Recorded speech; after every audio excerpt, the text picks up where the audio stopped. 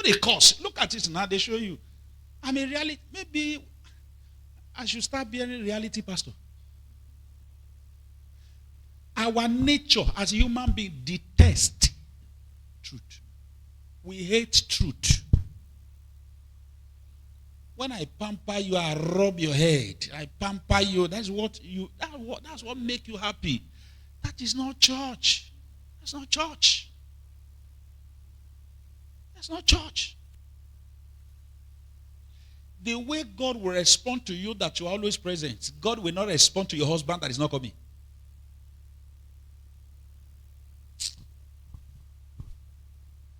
The question heaven will ask is this: as he is not coming, then where he belongs, let that place fight for him.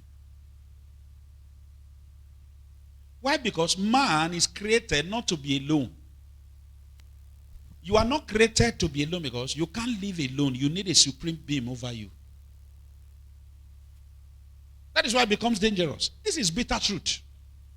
To you to look as if pastor don't know what he's or pastor is. No, this is the truth. I love everybody, but this is the truth.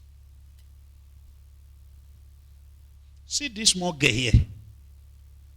Your mama know they come here. The way God will respond to you, as far as the God on this altar, the way he will respond to you, the kind of boldness I have on this one, I don't have in our mother. I don't know whether you get the point. The boldness I have on her and the sister, I don't have it on the mother. I don't have it on the father. Why? Because the face God recognizes this one that comes. If we take pictures together now, the face of the mama and papa will not go show. Whose face will show? Leave this God. Understand how he works, how he operates. Ahab in the Bible would have done well. Ahab always go to God to seek the mind of God when he became a king over Israel. But he married Jezebel. That is Jezebel in nature. You know Jezebel. May you not marry Jezebel. Every time, I wonder the kind of peace where the world people when message like this is going on. Amen. Now, every time Ahab will go before the Lord to do what? To seek the Lord. Jezebel will go to 450 of prophets of Baal. The husband is seeking God, the wife is seeking demons. And in case if you don't know, this word is not man's word, it is woman's word. You don't know? God just make us the head so that we will not be helpless. Now, woman, get this word. Talk to me. Talk to me. You know what I'm talking about. There are things you want to do. Your wife will tell you, say, sit down there. You go sit down there. Fear them. We know them. Yes. Sit down. Your wife, they hear me. That is the truth. There is a way your wife will disturb your life, you will give up. It's a woman's word. So for you to understand what, now this is the nature of a woman and the one that now possesses too many demons. Only Jezebel controlled 450 prophets of Baal and the prophet of Assyrians, 400 of them. So 400 plus 450, that is 850. One person, woman. How do you think that the ones who say I have God will be able to be effective to defeat one person that have? That was what turned Ahab to something else. He deviated Ahab from God, took over the kingdom, and Ahab began to worship idols. Became terrible, killing people like Abasha. Woman, fear them. I have been saying this time that number, any woman that is coming to church and the husband is not coming, ask the woman, why you not lose this man, make it go? Because the reason why it's not coming is in your hand. You are the reason. So now you tie and down, make it no come.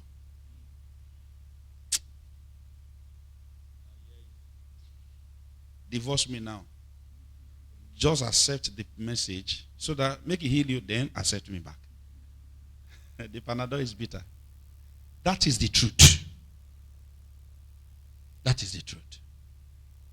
The Bible says that with your good character and behavior, the matter you bring before the man, somebody is not coming to church and all you can discuss, no husband and wife that doesn't talk.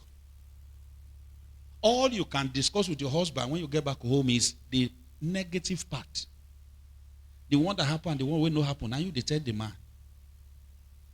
And you expect such a man to come and join you. Say, wait till they even happen for our church safe. Kai, now what? I don't understand. Somebody will be saying, you know they come. And you they tell them this kind of one. Which day go follow you?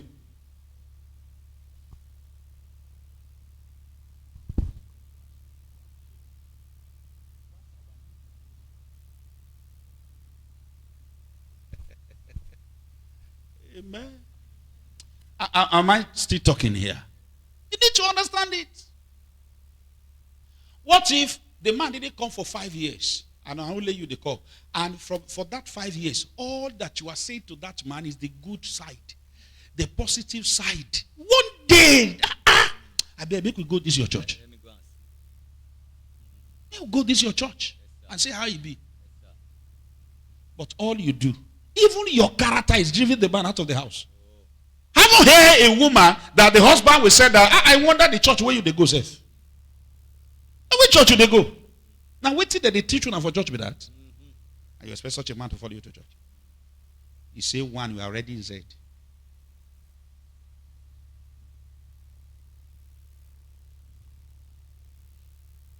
I have said this time with that number that the best thing that you can enjoy as a woman is for your husband to know God. Number 4.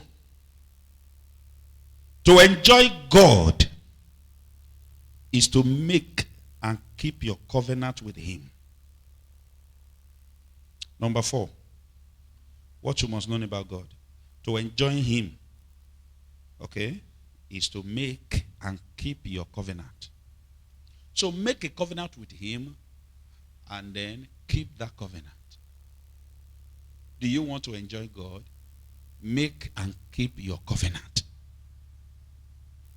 Personally, you have to make and keep your covenant with God. If you really want to enjoy God. That is one in Psalm 50 and in verse 5. Psalm 50 and in verse 5. Look at what he's saying there. He said, gather to me. Gather to me.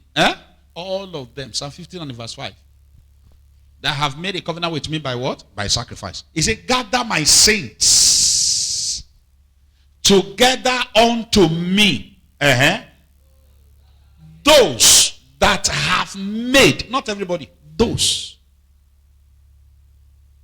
So to enjoy God to the maximum is for you to make a covenant with him and keep that covenant. Make a covenant with him and keep the covenant. Make a covenant with him and keep the covenant. Listen to this. What is your own covenant with God? I think it's a personal question you should ask yourself. Now, what's your covenant? To touch God, you must make a covenant with him. To enjoy him, you must make it. The only language God here is covenant. So, what is your own covenant with God? Do you know that if everybody understands this, anything you are doing for God, it will not enter your head? Because you will understand that if I don't do this, I'm violating my covenant. Can I shock you? As a worker in church, some of the churches, let me not mention it, when they don't come to church, they will punish them. With gladness, they will serve the punishment and still beg. So some of them, they were asked to write a letter of apology. And they will do. Whatsoever they ask them to do, they will do. They don't miss service, midweek service on Sunday. They don't do. When they come late, they punish them. And they are willing to do more, to serve more diligently. Do you know the reason? It's not because the church is paying them.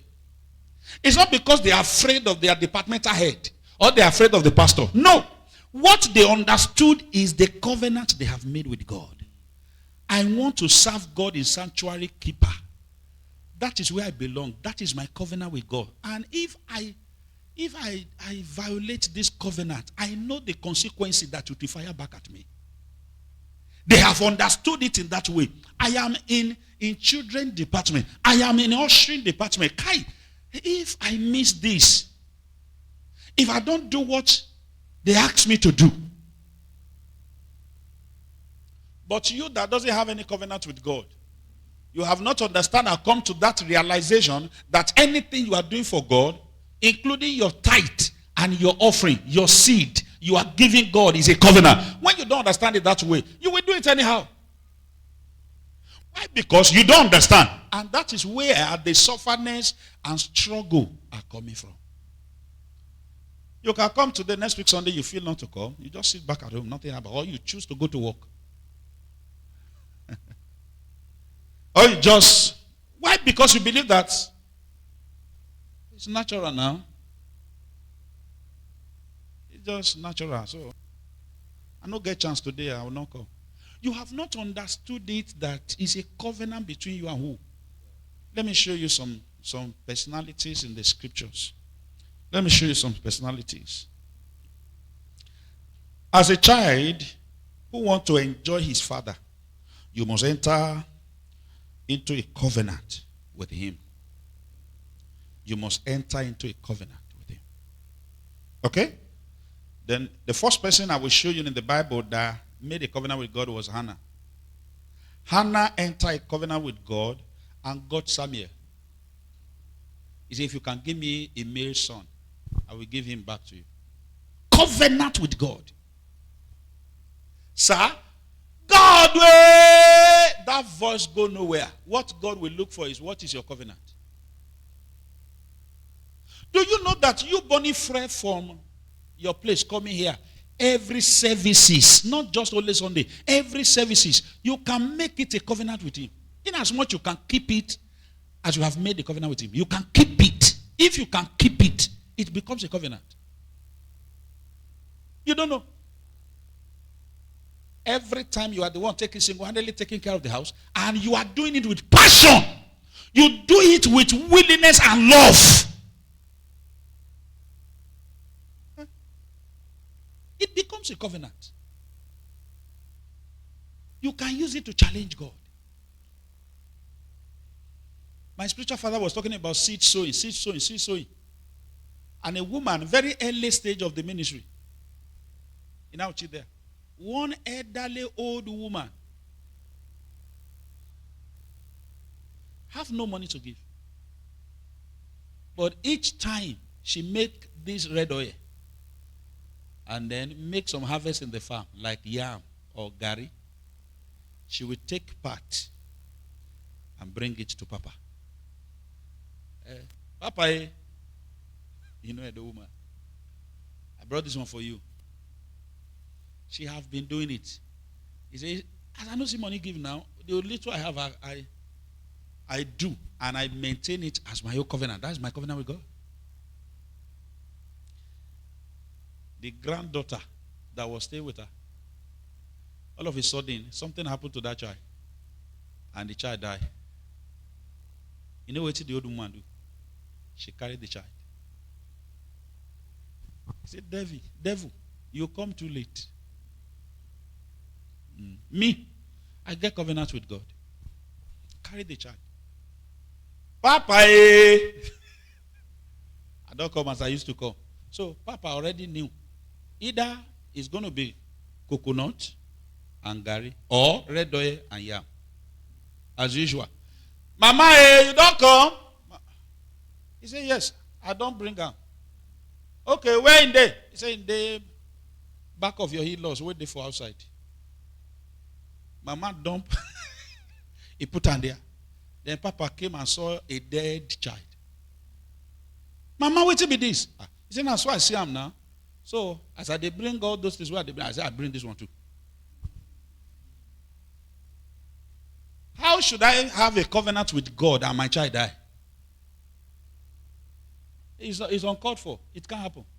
So, you have been eating my red oil and you have been eating my coconut. You have been eating my gari. This one too, yeah? Raise her. Sir, any altar that doesn't eat your sacrifice cannot speak for you. Ah! Altar that doesn't eat your food. Altar that doesn't take your sacrifice cannot speak for you. It don't know you. I think I once said it. That who is really a member of CTAB? Those whose this altar eat their sacrifice. Those whose this altar, they are the members. Not those who don't know this altar with their food. Altar that doesn't know your sacrifice cannot speak for you. Papa cannot run away. Then, he by force to pray prayer, to cut the long story short, the baby come back to life. That was when the woman began to say that, I say to God, say, you are a covenant keeping God because Papa don't preach for us. So as a covenant keeping God, you have to keep this one because I have a covenant with you. Now, if your own battle comes now, what is your covenant? What's your own covenant? What is that covenant you have made with God? As a choir, what is your covenant? Are you doing this work for God as a covenant? Or you just want to show here and stay here, sit down here? Like every other person. As a minister, pastor, are you doing what you are doing intentionally as a covenant to God? Or you want to show? Also workers, man chairman, sir, with every due respect, are you a chairman because you want to occupy the position? Are you doing it for God or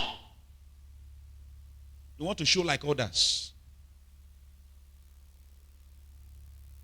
Anything you are doing in the house of God, that you are doing it intentionally from your mind, one heart, one. See, it is easy to know. If you are serving with your heart for God, it's easy to know. Make I tell you how you will know. No matter what human being like you do to you, it will not show. You won't consider it. That will not be your problem because you know that you have no business with that man. Who do you have business with? With your God. Because the covenant you have made is not unto man. The reason why you see people live without looking back is simply because they have nothing called covenant with God. They have nothing. They don't even know God. By the grace of God, I go to program, I minister to crowd of lot of people. Crowd gather, I preach. In this church, I have preached to crowd.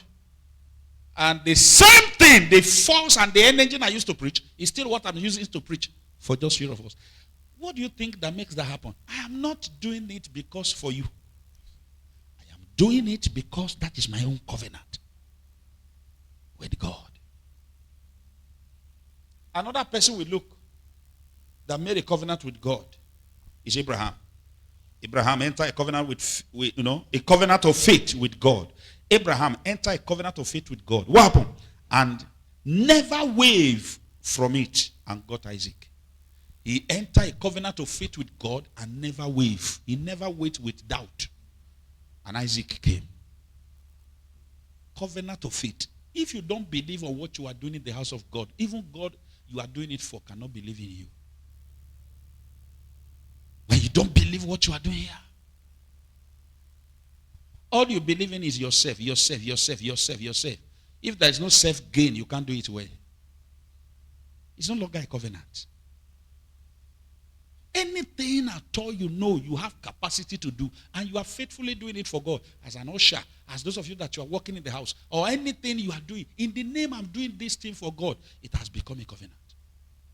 And when you do it intentionally, you keep that without any, you do it wholeheartedly. It becomes a covenant.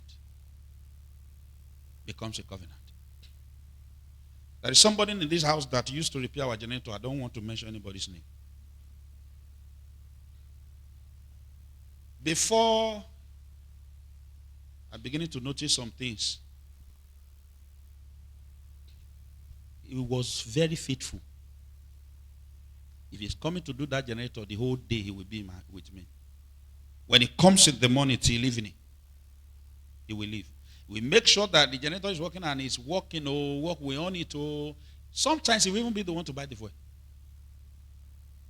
So he wants to make sure that it's okay. And when that is done, 3, 4, 6 months, nothing will happen to the job. By the time I start noticing some things, I will call, oh, this thing don't down now. Where are you? Call, dribble. Another thing has creeped in. The day you break your covenant, God turn his back.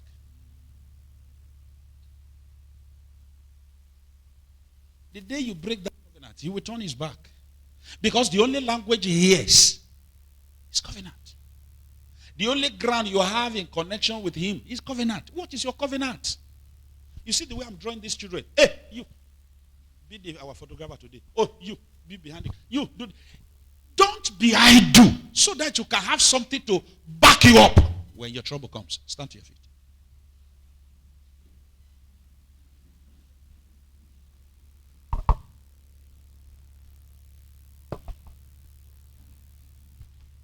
What is your covenant? What is your covenant? There are those who have made covenant with God and they are enjoying it today.